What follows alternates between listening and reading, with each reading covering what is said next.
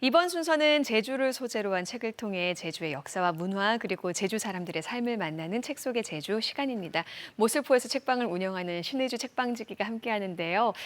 새로운 날이 찾아왔어요. 아까 7월의 주제를 잠시 소개해 주셨어요. 다시 한번 주제와 함께 오늘 소개해 주실 책도 함께 소개 부탁드릴게요. 네, 저는 시간이 이렇게 빨리 지나가는지 항상 그러니까요. 네, 항상 느끼는데요. 1년의 반이 지났죠. 네, 맞습니다. 벌써 하반기가 시작되는 7월이 다가왔습니다. 또 이 장마가 지나고 나면 정말 본격적인 무더위가 시작되는 그런 여름이기도 한데요. 또 다른 한편으로는 또 여름방학이 시작되는 시즌이라서 네. 좀 많은 분들이 가족들과 함께 산으로 혹은 이제 바다로 많이 놀러 나가는 계절이기도 하죠. 전 사실 특히 이 여름의 제주가 정말 좋기도 한데요. 들로 가나 오름으로 가나 이 곳곳에 이제 자연의 어떤 푸릇푸릇한 초록초록한 내음이 정말 제주의 물씬 가득 담아지는 계절인 것도 같습니다. 그래서 이달에는요, 조금 더 이런 초록초록한 계절을 조금 더 마음껏 느껴보시라고 여름에 만나는 식물책들을 소개해드리려고 합니다. 와, 그래서 여름에 만나는 식물책, 초록초록한 책. 네. 오늘은 어떤 책인가요? 네, 오늘요 정말 재밌는 책을 한 권 가지고 왔는데요. 제주의 나무들을 한 나무 한 나무 살펴볼 수 있는 책인데요. 재밌는 게요. 백과사전의 형식을 취하면서도 제주 사람들의 삶과 문화 그리고 또 역사를 아주 짧은 글로 이해할 수 있는 이야기로 구성된 책입니다. 이성권 작가의 이야기로 만나는 제주의 나무 소개해드릴게요. 네, 제주는 뭐 곶자와를 비롯해서 정말 다양한 식물들이 있는 섬이잖아요. 그런 만큼 어떤 나무들의 이야기를 담고 있을지 참 궁금합니다. 우리 책으로 들어가기 전에 먼저 작가 소개 들어봐야겠죠. 이성권 작가 어떤 작가예요? 네, 이 이성권 작가는요, 이 제주의 자연 생태와 그리고 또 이 제주 사람들의 어떤 삶의 문화를 사람들에게 설명을 잘 해주는 생태 해설사이기도 한데요. 네. 제주대학교 사학과를 졸업하고 한라일보에서 기자로 일한 이력이 있습니다. 15년 전부터 이 제주의 식물에 관심을 가지고 한라산이나 곶자왈 그리고 또 오름등지를 누비고 다니면서 나무들을 살펴보고 기록하는 일을 꾸준히 해왔다고 하는데요. 오늘 소개해드릴 책이 바로 이 기록의 결과물이라고 보시면 좋을 것 같습니다. 2009년부터 한라생태숲 숲해설가, 2014년부터 천백고지습지 동백동산 자연환경해설사로 활동을 했고요. 2016년부터 5년 동안 사단법인 제주생태관광협회에서 보전국장으로 일한 이력이 있고요. 또 현재는 식물조사 연구나 생태교육 강사로 꾸준하게 활동하고 있습니다.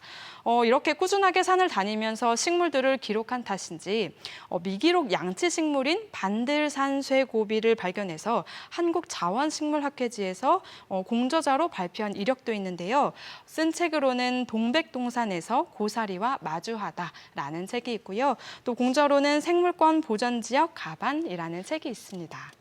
작가는 정말 오랜 시간 나무를 살펴보고 또 사진과 글로 기록하는 일들을 쉼없이 해왔는데 과연 그 책 속에서는 어떤 나무들이 소개돼 있을까요?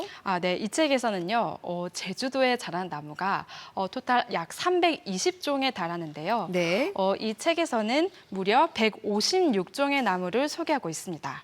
책은 크게 1부와 2부로 나뉘어서 일부에서는 제주에서 아주 쉽게 관찰할 수 있는 나무들이죠. 예를 들면 도로에서 만날 수 있는 나무들, 네. 혹은 한라산이나 오름 또는 곶자왈 하천 바닷가 등지에서 살아가는 이 나무들을 좀 주로 다루고 있고요.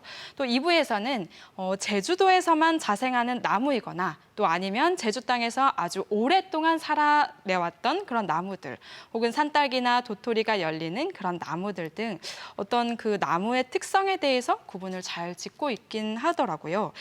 또 생태해설사가 들려주듯이 쉽게 이해가 되면서 또 제주의 문화를 만나볼 수 있는 책이기도 하고요. 우리에게 조금 익숙한 나무들이나 아니면 처음 보는 나무들도 너무 쉽게 이해하기 쉽게 잘 정리가 됐습니다. 네, 와, 제주에 무려 320여 종의 나무가 서식하고 있군요. 그런데 이렇게 많은 시간 공을 들여서 이 제주에 분포하는 나무의 또 절반을 한데 모아 만든 저자의 노고가 느껴지는 책이 아닐까 싶습니다. 그럼 책 속에 또 어떤 나무들이 더 소개돼 있는지 좀 더 자세하게 들여다볼게요. 네, 제주의 있는 나무다라고 하면 우리가 이제 이름만 알아도 흔히 알고 있는 어떤 동백나무 네. 너무 유명하죠. 느티나무나 혹은 백리향 나무처럼 이렇게 이름만 들어도 아는 나무들이 있는가 하면요. 말도 너무 재치 있는 나무들이 정말 많더라고요. 뭐 예를 들자면 곰이 살 수 있을 정도로 아주 깊은 산 속에 사는 말채나무다라고 해서 지어진 이름 곰의 말채나무라는 나무가 있고요.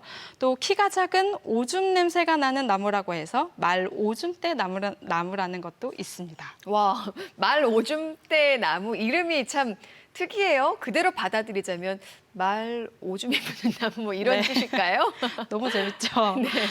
전 사실 이거를 듣자마자 제주의 조랑말과 좀 관련된 그러게요. 나무인가? 네. 라는 생각을 좀 하게 됐는데요. 이 책을 좀 자세히 살펴봤더니 사실 이 식물 이름과 관련한 나무들이 꽤 많이 나와 있더라고요. 뭐 예를 좀 더 들자면 닭 오줌 냄새가 난다고 해서 개요등이라고 불리는 나무가 있고요. 그리고 또 열매의 모습이 쥐똥같이 생겼다라고 해서 쥐똥나무가 있기도 합니다. 이 말 오줌대 나무는요. 나뭇가지와 잎에서 말 오줌 냄새처럼 좀 약간 안 좋은 냄새가 난다고 해서 붙여진 이름인데요.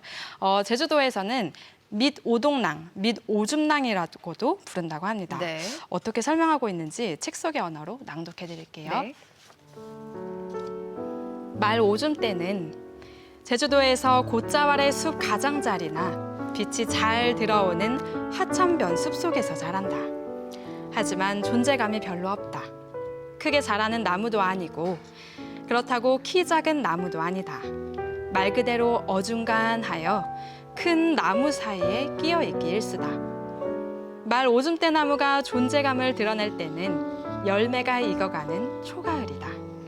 열매는 서서히 붉은색으로 익어가는데 파란색 가을 하늘과 짙은 녹색의 잎이 어우러져 오묘한 색의 조화를 이룬다. 게다가 다 익은 씨앗은 까만색이다. 열매가 위아래로 벌어지면서 진분홍색 그릇을 만들고 그 안에 까맣고 반질반질한 구슬 씨앗을 담아놓고 있는 형상이다. 이 아름다운 광경을 보고도 찾아오지 않은 새가 있을까 싶다. 냄새에 대한 설명은 안 써 있군요. 일단 작가의 설명을 다시 듣고 보니까 이름과는 다르게도 그 외형은 굉장히 아름다운 나무인 것 같아요. 네, 이 말 오줌대 나무는요, 또 한편으로는 이 한방에서 어떤 이제 사람들의 어떤 편두통이나 혹은 이 관절염에 그 좋은 약재로도 또 오, 쓰인다고 네. 알려져 있는데요.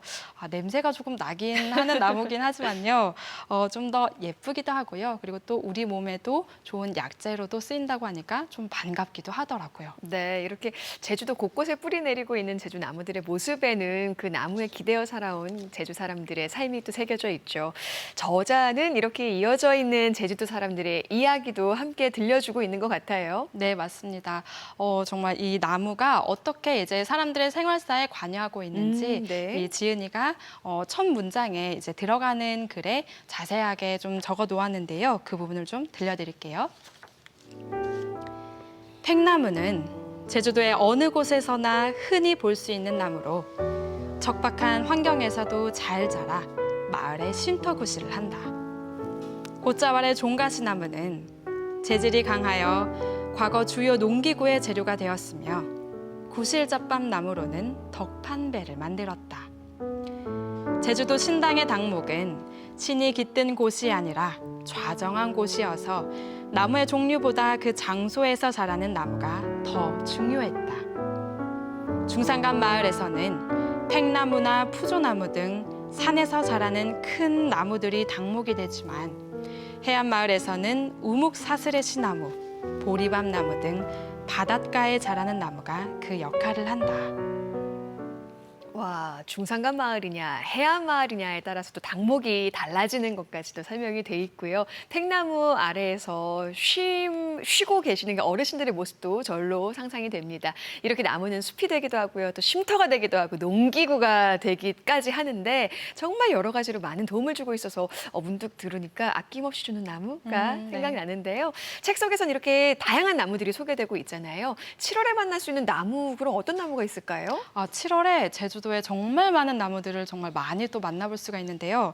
보통 이 나무는요, 줄기, 잎, 꽃, 열매 이런 순을 가지고 있잖아요. 그래서 7월이 되면요, 열매가 좀 맺히거나 아니면 화려하게 이 꽃을 개화하는 나무들이 우리 주변에서 심심치 않게 찾아볼 수가 있습니다.